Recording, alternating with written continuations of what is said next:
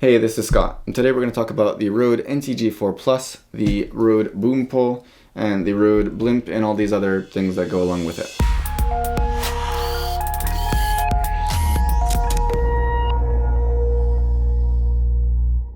So I'm not going to go super in detail to the specs and everything of this microphone. I just want to talk about kind of my feelings and thoughts on using it after having used it for about a month now.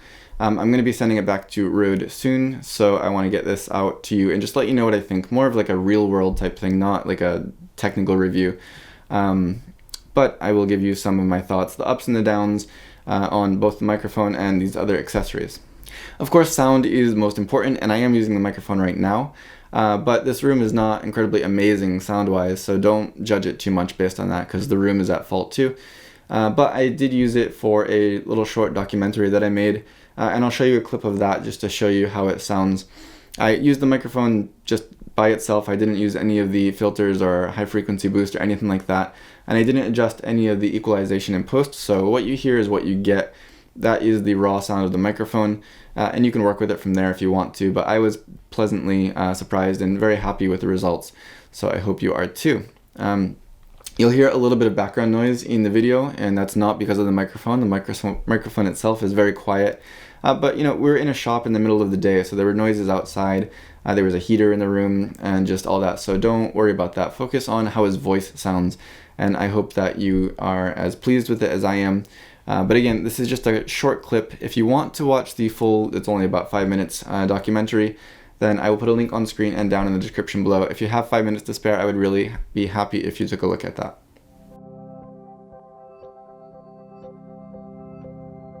新しく常に掘っていくやつはとりあえず新しく思ったことをやっていくから、やっぱり新しいのが一番印象には残るんですけど、話としてはこうタトゥーショップはよくこうリストカットですね、自傷行為をする子がよく来るんですよね。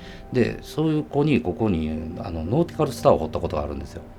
でノーティカルスターを掘りながらこうその子に北極星はこう昔船が目印として見ていたもんだからって、分からんだったらこれを見て思い出せとっていう話をしながら掘ってたら、顔見たら泣いてたんですよね。そうそう、それがちょっと印象は深いですね。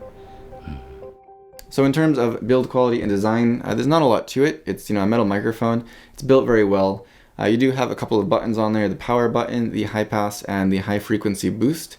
The high frequency boost will boost some of those high frequencies if they get cut out by using, you know, a dead wombat or some other windscreen. And the high pass filter will cut out some of the low rumbles from wind noise or other stuff around you. And they both work as they should.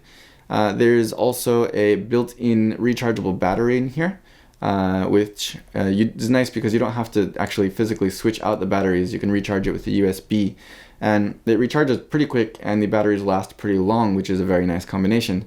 So that's convenient to have in here. You know, if you're using it with like a H4n recorder, for example, and you're using phantom power, you might not get a whole lot of record time off of those batteries that are built into the H4n.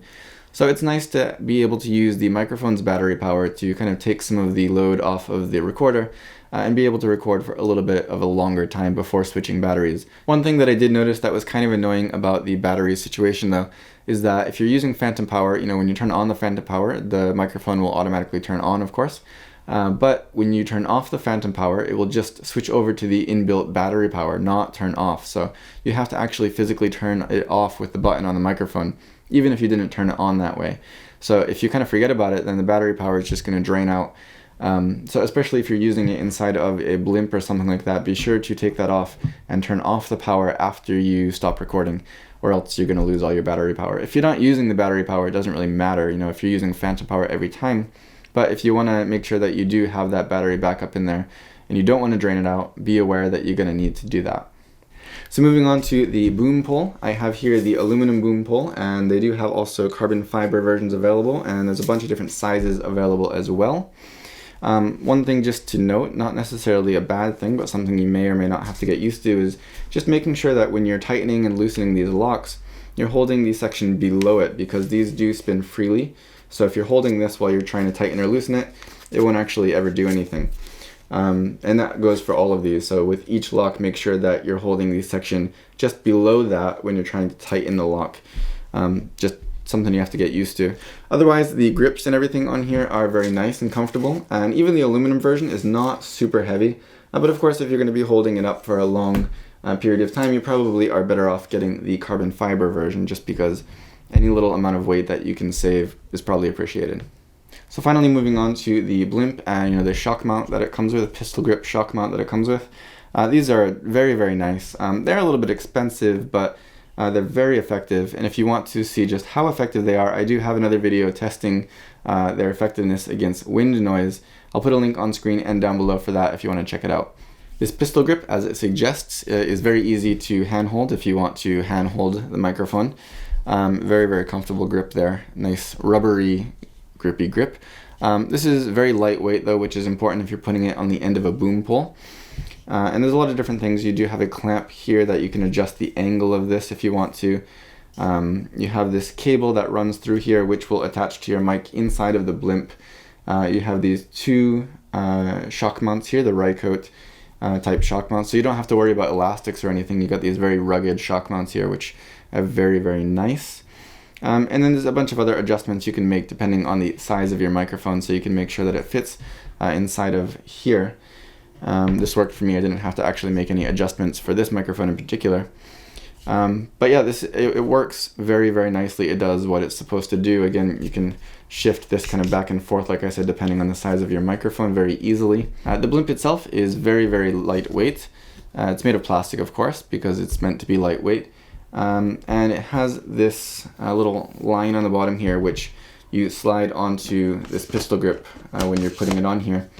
And then the rear cap will just screw on to the back here. There's actually some little screws down here too that you can tighten to make sure this doesn't go anywhere. But I mean, if you have this rear cap screwed on here, it's pretty much not going to go anywhere anyway, so you don't have to worry about that too much. But you do have that extra protection if you want to make sure this doesn't fall off or wiggle or anything to make any extra noise. I think it's probably more of the benefit you're going to get from tightening these down. And these do loosen up, so you can adjust the position of this little lever here, especially in the back where you have this XLR cable coming out. That might be necessary. But again, it's very easy to use. You just slide it on there, screw it on, and you're good to go. And then finally, you have this dead wombat here, which is pretty intense. It has this big opening down here that you can slide it onto the top of this Blimp.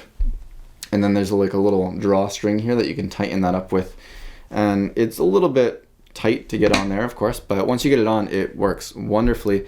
And again, this combination especially really, really does a great job of cutting out the wind noise even when there's quite strong wind blowing. I was very impressed with it. And if you're going to be recording outdoors, I think this is definitely the way to go, because now that I've used it and seen how effective it is, I don't think I can go back to recording outdoors without using this, without feeling a little worried. This foam cover does not do much for the noise. It doesn't do nothing, but it doesn't do much, especially compared to the Blimp and the dead wombat. There is also one more kind of in between that you slide straight onto the mic that has more of a dead cat, dead wombat type feel to it, and I'm sure that's a lot more effective than this. I don't have it to test though. In the future, maybe I will be getting one, but yeah, for now, this Blimp situation, A+, very, very effective. If you want to cancel out wind noise, this is the way to go.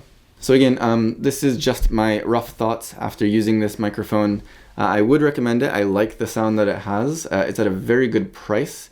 And the only thing in this set that I talked about that I was a little bit iffy on was, to be honest, the Boompole. But that's mostly because for me personally, I don't need this size, and I would prefer the carbon fiber version. So if I went for it, I would either get smaller and or a carbon fiber.